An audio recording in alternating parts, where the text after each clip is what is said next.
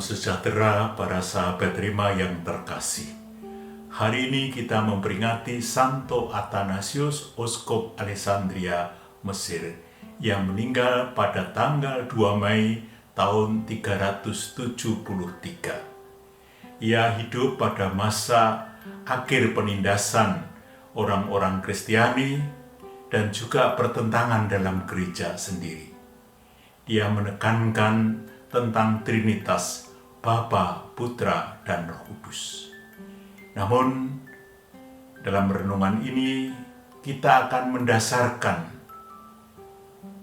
pada Injil hari ini, Yohanes bab 14 ayat 7 sampai dengan 14. Ada 3 hal pokok yang di sana. Dengan sungguh-sungguh kita mendengarkan Tuhan, kita berdoa dalam Tuhan, kita menjadi murid dengan meneladan Tuhan Yesus. Hal ini bisa kita bandingkan dengan seorang yang ingin menjadi seperti gurunya, misalnya seperti di dalam perguruan silat atau karate. Para murid dengan tekun mendengarkan instruksi dari suhu yang ada di sana. Dia merenungkan, dia merefleksikan, membawanya di dalam batin. Itu yang pertama dan yang kedua. Yang ketiga, dia mengikuti apa yang diinstruksikan oleh suhu, entah dalam gerakan tangan, entah dalam gerakan kaki, entah di dalam menyerang ataupun bertahan. Berarti 3 hal pokok yang dilaksanakan orang yang sedang nyantrik atau sedang menjadi murid suhu, yaitu mendengarkan dengan tekun, merenungkannya di dalam hati, dan meneladani apa yang diajarkan oleh suhu mereka. Nah, dalam hal ini mengenai kita semua, bagaimana? Kita pun juga demikian. Kita mendengarkan dengan tekun sabda Tuhan, berdoa bersama-sama, dan menjadi muridnya yang melaksanakan seperti apa yang Tuhan Yesus telah laksanakan. Mendengarkan artinya membaca kitab suci, membaca bersama-sama, merenungkan apa pesan Tuhan pada hari ini secara konkret bagi kita masing-masing untuk hari ini. Yang kedua, kita membawa itu, merenungkan dalam hati.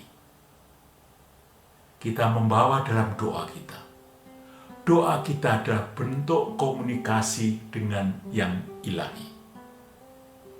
Dalam ajaran Trinitas yang juga ditekankan oleh Santo Athanasius, ada Bapa, ada Putra, dalam Roh Kudus. Ada suatu komunikasi yang tidak bisa kita jelaskan misteri ini. Tapi komunikasi inilah yang menjalin hubungan antar mereka sebagai Allah Bapa, Allah Putra, dan Allah Roh Kudus. Santo Athanasius juga menekankan bahwa Tuhan Yesus sungguh-sungguh Allah, sungguh-sungguh manusia. Mereka bertugas kesatuannya tak terbayangkan. Mereka menjaga komunikasi yang luar biasa, yang di luar nalar kita untuk memahaminya. Nah, untuk kita, doa kita adalah bentuk komunikasi. Komunikasi dengan Allah Bapa, dengan Allah Putra, dalam Allah Roh Kudus. Maka setelah kita mendengarkan dengan tekun, memahami bukan hanya dengan pikiran, tapi dengan hati, lalu kita membawanya di dalam doa-doa kita. Juga dalam mendoakan orang lain yang sangat membutuhkan. Dengan demikian dari dalam hati kita akan muncul kehendak, akan muncul niat yang kuat, usaha yang kuat. Untuk yang ketiga, yaitu menjadi murid-murid Tuhan Yesus. Artinya apa? Menjadi murid-murid Tuhan Yesus adalah seperti dalam dunia persyaratan tadi, mencoba untuk mengikuti gerak tangan, gerak kaki, dan lain sebagainya. Dalam hal ini kita sebagai murid-murid Yesus meneladani apa yang telah dijalankan oleh Tuhan Yesus di dalam hidupnya sampai dia mengorbankan diri, wafat di kayu salib, dan diangkat ke surga.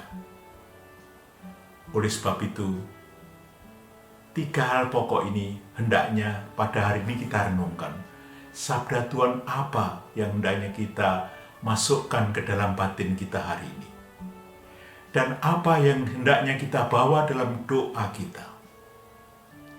Karena doa suatu bentuk untuk kita bersama-sama dengan sesama umat manusia memohon, memuji Dia yang sudah memberi keselamatan kepada kita semua. Dan bila di dalam diri kita sudah ada pemahaman, pikiran, batin, dikuatkan oleh doa-doa kita, maka dari dalam diri kita akan muncul suatu niat, yaitu saya akan meneladani Tuhan Yesus dengan segala konsekuensi dan dengan segala akibatnya.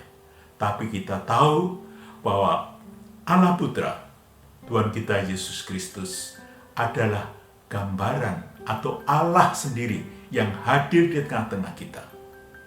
Maka kepada Filipus Tuhan Yesus mengatakan, barang siapa melihat aku, melihat Bapa. Inilah yang hendaknya kita jadikan pegangan dalam kehidupan kita. Hendaknya kita dengan sepenuh hati percaya pada Tuhan Yesus yang sekarang hadir di tengah-tengah kita melalui Roh Kudus-Nya yang memberi kekuatan kita sehingga kita bisa melakukan perbuatan baik dan juga diselamatkan oleh Tuhan. Semoga Tuhan memberkati kita semua, Bapa, Putra, dan Roh Kudus. Amin.